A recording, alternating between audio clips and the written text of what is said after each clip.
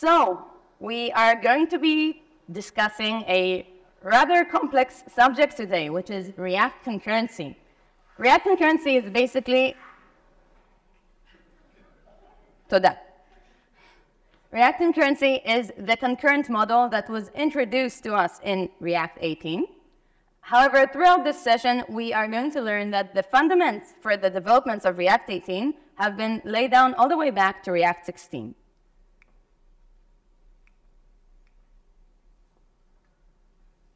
It's a new clicker, I'm guessing, adapted, sorry. So my name's Ariel. I'm a full-stack developer at Illness. I like understanding how do things work. And I also really like my dog. This is my dog, Ginger. She's a backend developer. She's also looking for a job. And the reason why I like understanding how things work is because I feel like it makes us better developers, because we need to invest less time and energy on memorizing a lot of things. Because when you understand, you don't need to memorize anything, and you don't need to memorize a lot of arbitrary rules. You just know the rules. The rules make sense when you understand theory and when you understand how do things work. So as I said, we're talking about a rather complicated subject today, which is React concurrency. And I feel like with any complicated subject, the understanding the what, the why, and the how is usually a good way at it. And that's also what we are going to be doing today. So we are going to understand the what, the why, and the how of React concurrency. So the what would be understanding what is concurrency, and understanding what problems does concurrency solve. And then we can answer, why do we need it? So understanding what problems does concurrency solve, and why does concurrency solve our problem, and what really is our problem. And last but not least, we would understand how was concurrency implemented in React. No further ado. Let's start with answering our first question. What is concurrency? Now, this is a trick one. The thing about concurrency is that concurrency is very often mistaken to be parallelism. But concurrency and parallelism are two very different things. Parallelism is when you are doing stuff at the same time. Okay, so SpongeBob here is cleaning his house in parallel. Is SpongeBob advancing faster because he's doing these things at the same time? I'd even dare say that dusting your carpet while wiping your window and vacuuming your floor is just getting SpongeBob go slower. I think SpongeBob is making his house messier because he's doing these things at the same time. Now, explaining parallelism, that's rather easy. And explaining concurrency took me like 4 weeks and like 3 different examples that I changed until I found an example that I can stand behind. So our example is a small restaurant in California in 1942. Guys, this is not a commercial. I'm vegan, so do not go and have burgers later. But they are just a really good example for concurrency. So 1942. Richard and Morris McDonald's redesigned McDonald's because they want to reduce their expenses and to deliver faster. But they are very limited, okay? They are limited in their resources, they are financially limited, they are limited in the space in the kitchen, number of workers, really everything was against them, except that they were extremely intelligent. And what the McDonald's brothers did was the following thing. So they took their full team for a whole day on a tennis court. And on this tennis court, they designed their kitchen on the tennis court, and they were trying to find a way to design their kitchen and to distribute the work between the different workers so that they can find the flow that allows their workers to work in harmony. And it took them around 6 hours on this court until they found it. The Speedy System. The Speedy System is basically an architecture. It's a way to design your kitchen. And, well, this is basically the invention of fast food. And up until today, the Speedy System is still used, right? Like, this is fast food, and this is how McDonald's works. And already on the first year, the Speedy System increased McDonald's incomes by $200K, which was a lot of money in 1942. And they also improved performance from 30 minutes to a burger to 30 seconds. Like, imagine 1942, you were waiting 30 minutes for a McDonald's burger. So the McDonald's brothers, they would call this the speedy system, but I would call this concurrency. And this is what concurrency is really about, okay? Parallelism is just when you are doing stuff at the same time. But concurrency is an idea. It's an architecture, it's a design. Like, things could be happening at the same time, but that's not the point. What is the point? The point is continuously delivering with your current resources. So it is about finding the perfect design and the perfect architecture that allows you to continuously deliver with your current resources. So, no, concurrency is not parallelism, but you can use concurrency to fake parallelism. So let's see how is this done. We're going to take an example of how do operating systems manage when you have more processes running than physical cores on the computer. So let's say that in our example, we have 3 processes running. Okay, we have a VS Code process, we have a Chrome process, which we know is extremely heavy. We have a terminal process. And let's say that in our example, we have a computer that only has 1 physical core. What does this mean? It means that at any given moment in time, we could only work on 1 process. So let's take this imaginary scenario. And let's say that in our imaginary scenario, we have the VS Code process, and it needs to run at 0 seconds. It needs to run for 6 seconds. And then we have the terminal process. It needs to run for 2 seconds at 2 seconds. And then we have the Chrome process that at 5 seconds needs to run for 3 seconds. But we can't run them at the same time, right? We have only 1 physical core. And there are a few ways at it. So let's take the intuitive way, which is the first in, first served. So first in, first served means every time I start working on a process, I need to finish working on it, and only then could I move on to the next one. And this first in, first served approach, it creates this waterfall effect. And this is bad. This is not a good approach for 2 reasons. So the first reason why this is not a good approach is because we are in a high risk of 1 process that can monopolize all of our CPU. So imagine if you enjoy writing infinite loops as much as I do, the VS Code process would just run forever, and no other process would ever run. And even beyond the risk of 1 process that can take all of our CPU, the experience here is a bad experience, because almost any service besides the first one, process besides the first one, would experience delays in its kickoff. What do I mean it experience delays in its kickoff?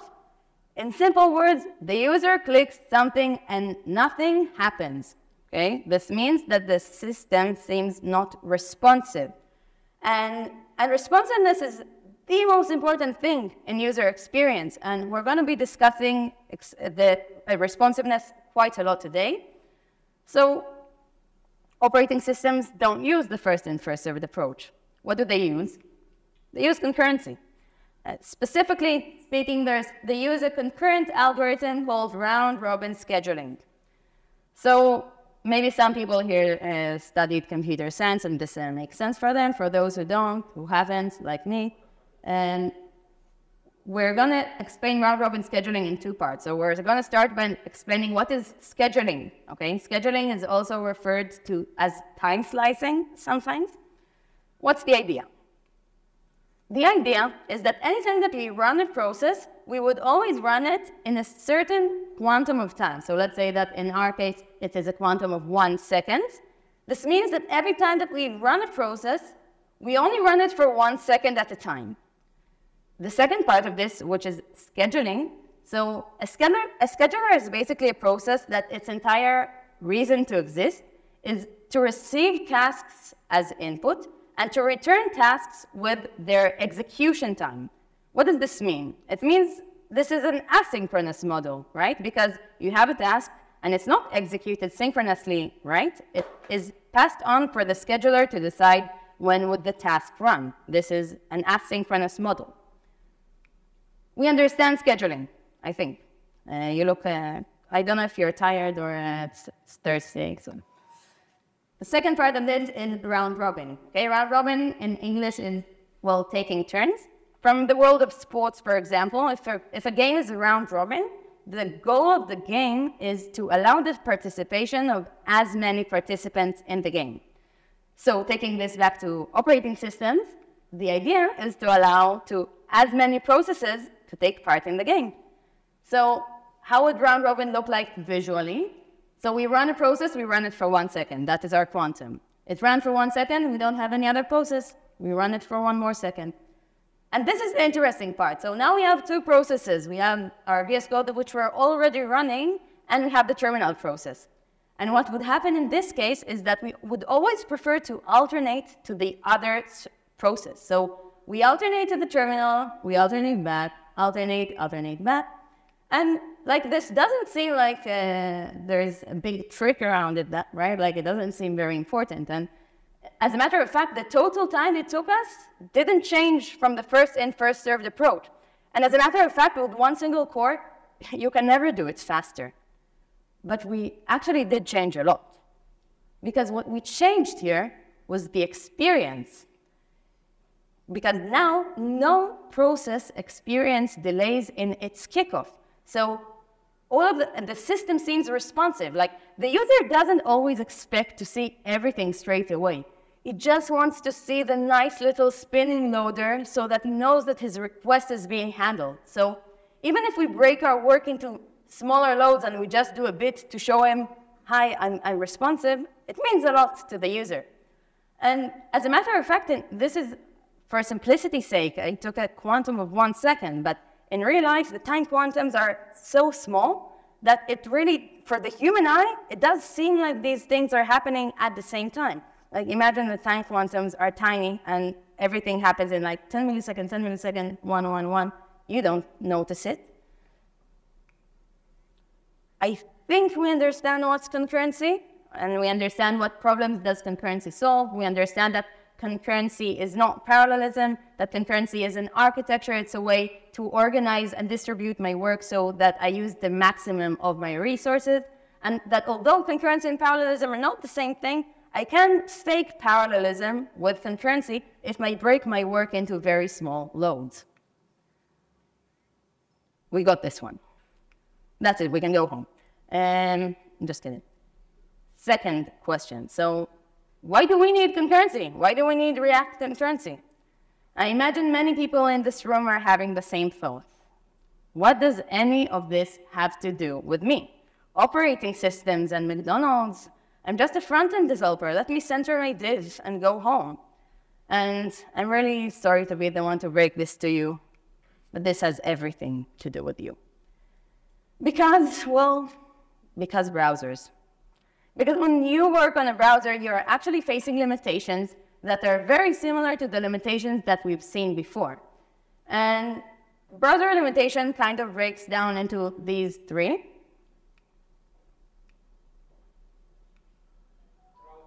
I'm not clicking. Oh. So browsers have quite a few limitations, and we are going to be discussing these 3 limitations. So JS, SPS, and UPR. So JS, JavaScript. Our first limitation, JavaScript is a single-threaded language when it's run on the client. If somebody wants to argue about this, do it later, but for the sake of this talk, JavaScript is single-threaded when you run it on the client. And this is, I want to say similar, but it's not similar. It's exactly the same thing like the operating systems with a single core. We can only work on one thing at a time. So first limitation, we can only do one thing at a time. Second limitation, FPS, frames per second. Frames per second is basically the way to measure how is motion displayed to the human eye. And as a matter of fact, any motion that you see, whether it's a movie, the browser, a video game, any motion is nothing but a set of images that change so fast that to the human eye, it seems seamless, or your brain kind of just completes the missing information. And the browser works the same way, okay? This means that the browser is a flipbook. And the browser flips frames every 16 milliseconds. And this might make you think, okay, well, what if rendering takes longer than 16 milliseconds? And the answer is that if the rendering does take longer than 16 milliseconds, this would cause what's called frame dropping. I feel like it's quite complicated to understand frame dropping until you imagine the flipbook. So imagine you have a flipbook and you're dropping some frames, okay? You missed some frames from the flipbook, and the motion just seems like not smooth, right? That's frame dropping in the browser, and that is what happens when rendering takes longer than 16 milliseconds. So we can only do one thing at a time. When we do it, we're limited to 16 milliseconds. And the last but not least limitation, UPR, user's patience rate. I invented this one. Because a world without users, please, maybe the next one. Users are like, well, toddlers, okay? Users can sometimes be very, very impatient, and they need stuff to happen now. But sometimes users can be cute little kids. As long as they give them the spinning loader fast enough, they know that they need to wait patiently for their content to appear. And if we try to differentiate when are users patient and when are they impatient, it already kind of depends on how intensive is their interaction with the component. So let's say that the user is doing some intensive interaction. He is typing or dragging, he's watching some animation. In any of these cases, the user would be really impatient. And like, I resonate, okay? I am also a user sometimes. It is very annoying to type something in an input box and not to see it straight away. And it's even more annoying to delete something and not seeing it deleted straight away. But in any other scenario where the user is not doing some intensive interaction, he should be a cute little kid as long as you give them the spinning loader fast enough. And it's so funny how like this spinning circle affects my mental health so much.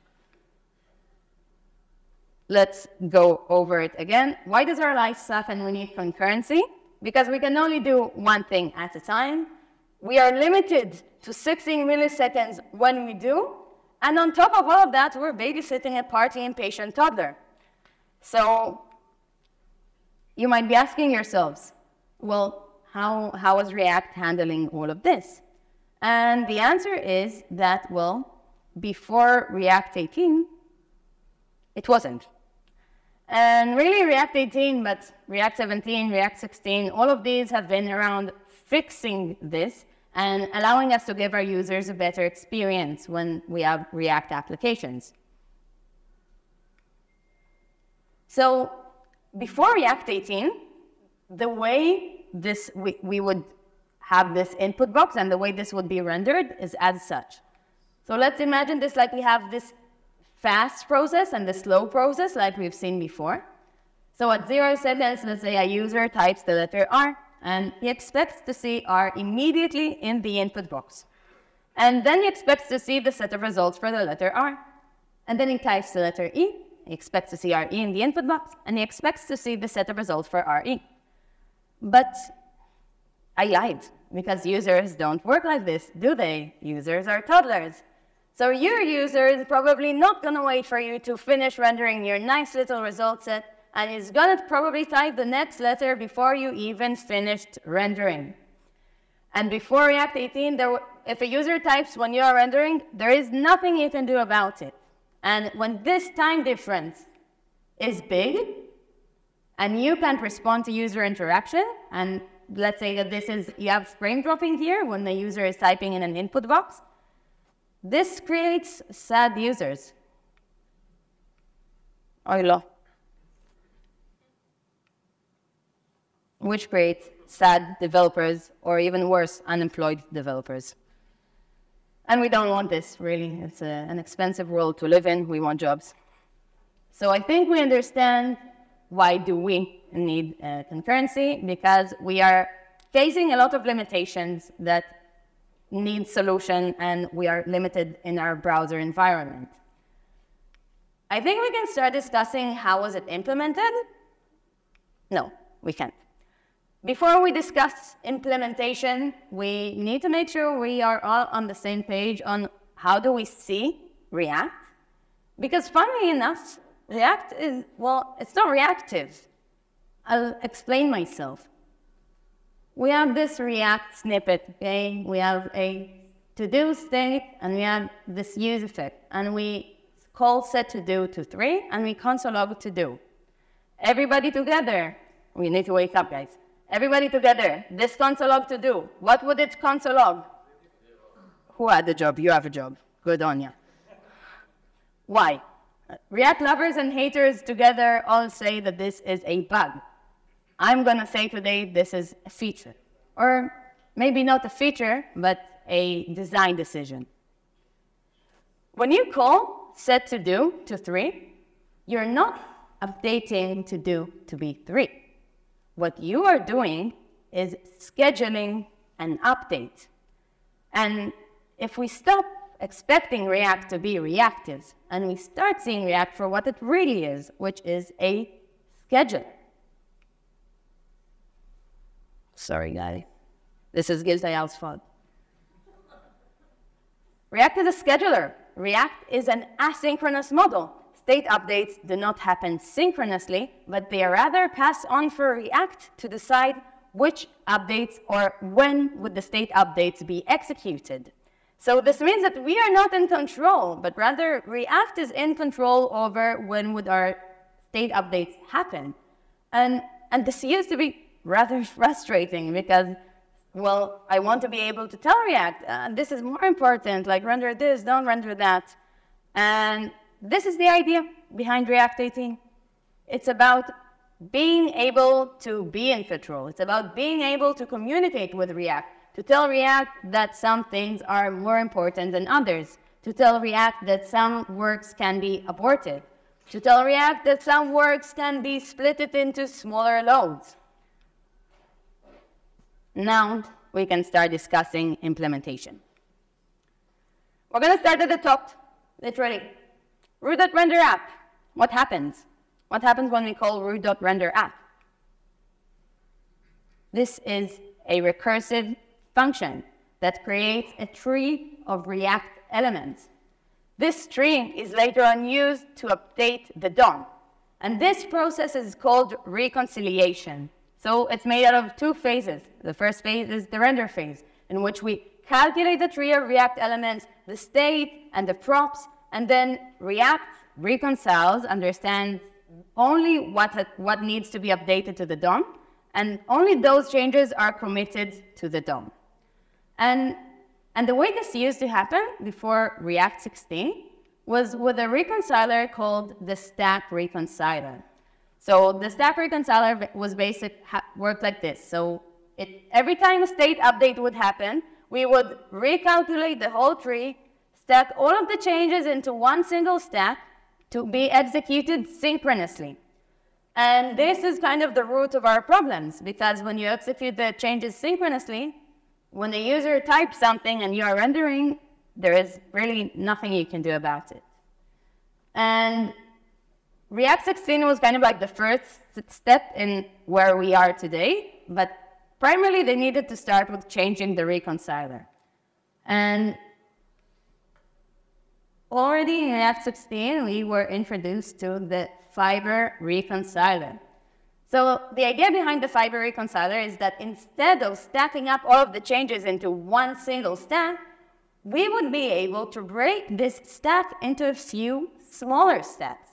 So you can look at this like a unit of work in React. You can look at it as a fiber. The idea was to be able to break work into smaller loads and to take advantage of React abilities as a scheduler. And if React is a scheduler, well, you should know what is the time quantum, shouldn't you? 16 milliseconds. Well, I kind of lied, because it's not really 16 milliseconds, because the browser has some cleanup work that it needs to do, and the truth is that it's actually a 10 milliseconds time quantum. But still, the idea is to be able to stay within our time frames and to achieve better performance and to be able to break rendering into smaller loads. And to even be able to tell React that some work can be done later. These APIs, suspense, use transition, use deferred value, React server components, all of these are compose the new model that allow us to do that, to allow us to communicate with React to create better user experiences. And they kind of group up like this. So we have use transition and use deferred value that are related to background rendering. I'll explain everything. And suspense and server components, which are related to splitting work into smaller loads. I'm going to start by explaining suspense because I feel like it's the easiest one, and some of you might fall asleep after that. So what is suspense? It's a component that we import from React. It accepts a fallback property that accepts a React node, and it accepts children. And it seems like a fancy loader, but it's actually something very, very clever. What's interesting is to see how does suspense look like in our React tree. Because what suspense does is very different than any other component. So suspense takes the loader it accepted as a fallback, and it renders it as its parent. And it renders its children below it. And what's very interesting is suspense itself, because suspense is not a component. Suspense is a hole. Suspense is blocking a hole in our tree. Suspense is breaking our stack into another stack. So suspense is our way to break our stack into smaller stacks so that we can easily stay within our limited time frame. Easy, right? So we got suspense, use transition, and use deferred value, which are background work. I feel like the only way to explain this, like also they have terrible names. I'm terribly sorry to say that, but the names are terrible. And we're just going to go quickly over the syntax, but the only way to really understand them is through drawings. So let's just go over the syntax. Use transition is a hook that returns a tuple with an is pending flag and start transition callback. Start transition is a callback that accepts a callback. Use deferred value is the hook that accepts a value and returns a value of the same type. Use deferred value and use transition solve the problem with which we started this talk, okay? We have an input box, okay? And our user types the letter R. And he wants to see the letter R in the input box. He wants to see the set of results for the letter R. He types the letter E, he wants to see RE, he wants to see the result for RE.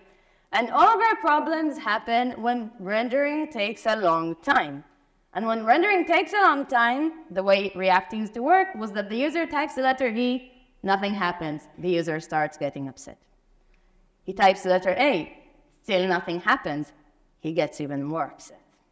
And then the next thing he sees is the set of results for the letter R. By this point, we lost our user.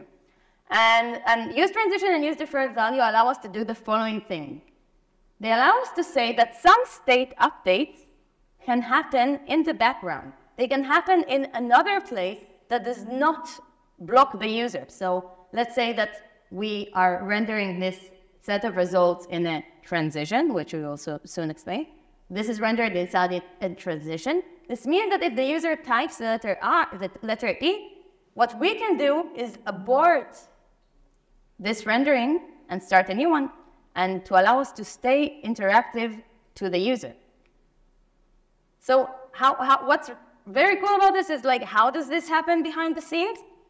Let's go back to our cute little render tree. And what we know as a render tree is actually what we would call the current tree. Because when we have transitions running, what happens behind the scenes is that we actually have another tree, which is the background tree, or you can call it the work in progress tree. So every time we have a transition, what happens is that the current tree is copied into the work in progress tree, and we render in the work in progress tree, and only when we finish rendering, then the current tree points at the work in progress tree. Now you might be asking yourselves, why do I need another tree? And the reason is to us be able to stay interactive, okay? So this current tree stays interactive while we are rendering in the work in progress tree. This also allows us that if the user types the letter R, the current tree re-renders, we can abort what we were doing and start rendering again the result set with the letter E. So let's say in our scenario specific, like typing in an input box and a result set, this is a very typical use deferred value situation. So use deferred value would accept the value the user typed, and it would return us a deferred value. This means that anything that is dependent on this deferred value, so let's say we have use effects, we accept it as props in our component, anything that is dependent on it is abortable.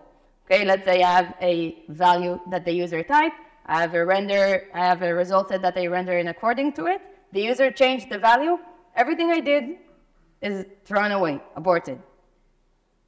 Transition is a way to kind of actively do it. So everything that we wrap and the state updates that happen inside the start transition. So in our example, we are setting a tab to a selected tab. It means that everything inside this is abortable. So let's say the user selected a tab and we started rendering it. He selected another tab while we are still rendering. We throw away what we were doing. We start rendering our new tab. This is background work. It's basically abortable work. It's work that happens in the background and allows our app to stay interactive to the user. Just two important notices about this. The first is that at the moment, there is only one work in progress tree, which means if you have a few transitions happening, they would all be batched up into one single work in progress tree. And the second thing is that network requests are not automatically aborted, which means that you need to do it manually. But lucky for you, we have Benjamin Greenbaum that gave us abort controller, so that this allows us to easily abort our network requests. Last but not least, this one was very complicated to explain. React Server Components. React Server Components is probably the biggest paradigm change in React, and not only in React, actually, all of the languages or frameworks, I don't know how you call them anymore.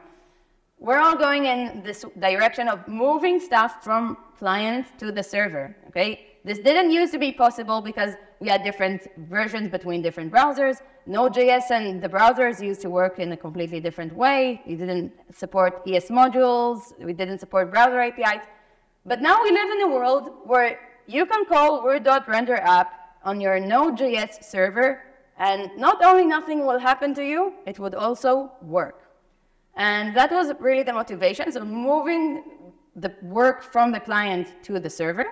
And React Server Components are basically components that run on the server.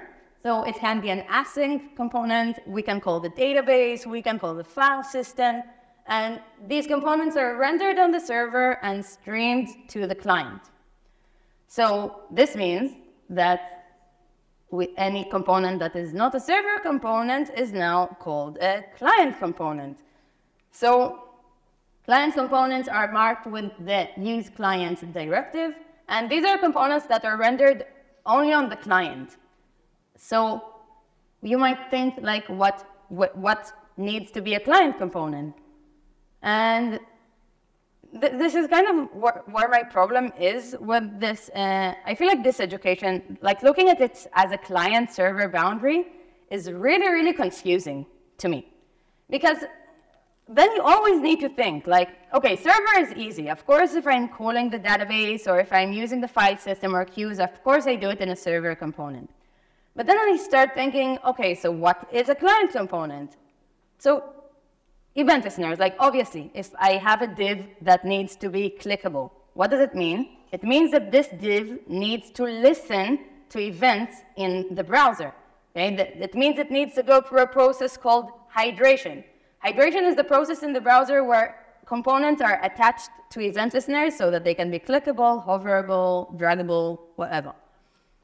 But it's not only event listeners, like errors are also client components. And as a matter of fact, not only errors, you also have hooks. Hooks, if you call a hook, you can only do it in a client component. And I can actually go on forever. Like there are so many exceptions. And the reason why there are exceptions is because this is a very bad way to look at this problem. Because talking about it like client and server is basically, the way I see it, it's like this street sign. And I keep thinking like, well, this needs to be the client, this needs to be the server.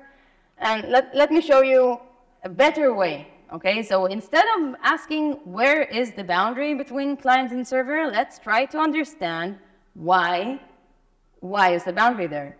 And I would explain soon why is this a better way to think about it. This might seem random, serialization, but we're going to see soon why is this really important. So serialization is the process of translating a data structure or object so that it can be stored like in files or transmitted like in data streams and reconstructed later to create a semantically identical clone of the original object. And well, when looking at this definition like this, is JavaScript serializable? Raise your hand if you think JavaScript is serializable. Raise your hand if you think JavaScript is not serializable.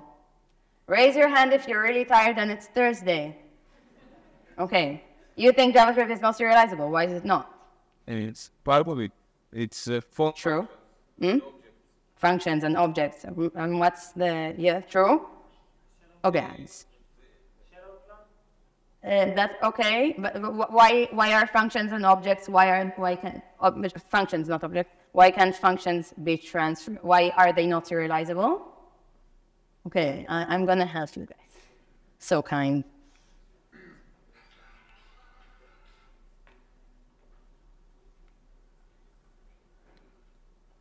References. References are not serializable. When we say an identical clone, we really mean an identical clone of the memory itself, okay? And we cannot transfer references from one memory into another. And I know this seems unrelated, but we're going to see soon why was this really important. Let's say that we want to build our nice little search box with React Server components, okay? So our tree would kind of look like this. Our tree has HTML elements, it has a React component, it has props. And if I try to like intuitively look at this tree, and I would try to think what should be a client component, like where is my client boundary? Most intuitively, I would say that this is where my client boundary is, isn't it? Because I have an input and I have a button. A button needs to be clickable. An input needs to be typable. And these are my client components. And this is why this is a very bad way to look at it, because this is not where the boundary is. The boundary, as a matter of fact, in this case, is here. What? On change and on click to functions. And we said that functions have references. We said that functions cannot be, they are not serializable, aren't they? And we said earlier, React Server components are streamed to the client. So as a matter of fact, we cannot stream functions because they have references. And that is why this border is here, because of these two functions. And this is why I don't like the name React Server Components, because it's not only about components, props also play a game here. As a matter of fact, React Server Components are any serializable content generated on the server in advance. So it can be HTML, but it can also be props. As a matter of fact, the props need to be transmitted as well. So this limitation is actually applicable also on props. This means that instead of trying to look at this weird street sign, it's actually much, much simpler than client server. It's actually only if it's serializable or if it's not serializable. Can I stream it or can I not stream it? Let's try to visualize how would this component look like. So as we said, this is our server components, right? These server components will stream to us from the server, and then all I need is to render my client components. And only this part would be rendered on the client. It would be bundled. It would have to go through React to be just-in-time compiler, you know, the steps. What's interesting, and this is the last thing in this lecture, is what happens when I have suspense in server components. So if I have a suspense in server component, not only it breaks down my tree into, it breaks down my stack into two stacks, but rather it would also break my stream into another stream. So these would be in two separate messages. So I would start by getting my server components until my highest suspense boundary. My client components are rendered, and I can get the rest of my server components whenever ready. So as we said, sometimes users, they just want to know some process is happening. So you can put a suspense underneath your nav bar, for example. So the user already sees the nav bar and he's already a bit calmer.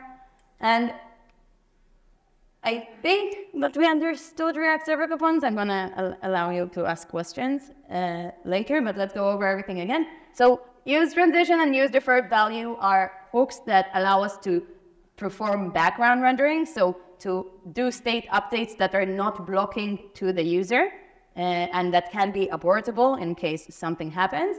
And also, suspense and server components are about splitting work. So suspense is about splitting rendering into subtrees or even splitting server components into different streams. And server components are a way to split work between the client and the server and to move most of the heavy lifting to be done on the server. I think we explained how was it implemented. Does anybody have questions before? Questions? Yes. You can ask in Hebrew and I can translate you if you prefer, but if server components can have children, client components are necessarily below the server component in the tree. So like when you work with Next.js or Remix, for example, they expect the root of your application to be a server component. And what they were aiming at was for the client components to really be the smallest leaves as possible. So like most of your application most likely is not interactable, right? Not everything is clickable. So they would expect you to have like only the leaves to be buttons and inputs, and really for most of the heavy lifting to be happening on the server and for the client to be the leaves of the tree. Does that answer your question? Okay. You talked about 15 milliseconds, which is of course the frame rate, the result of the frame rate. What happens in a computer that works at 120 frames per second? You're screwed. No, it still works the same thing, or? It still works the same thing. Like React assumes it. What really React does is that every 5 milliseconds React yields to the browser, but it expects a frame rate of 10 milliseconds. Yeah, like of 16 milliseconds. It expects like the basic. It doesn't adapt to screen rates.